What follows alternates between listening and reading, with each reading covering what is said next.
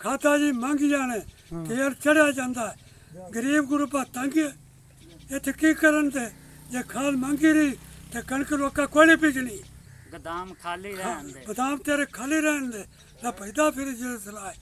दुनिया तंग फिर रही है तेल घट होवे 15-20-25 रुपये लीटर हाँ ते खुश हाल हो गरीब गुरुपा होवे हर चीज नूं अग लग गई है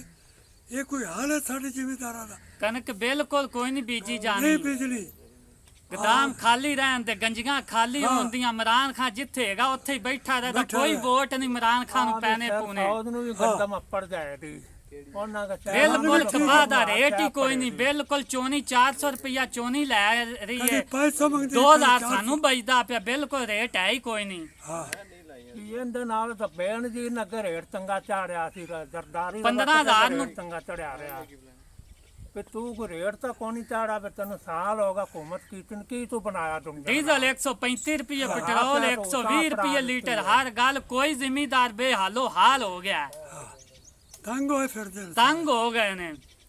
आप भी तो फौज मगर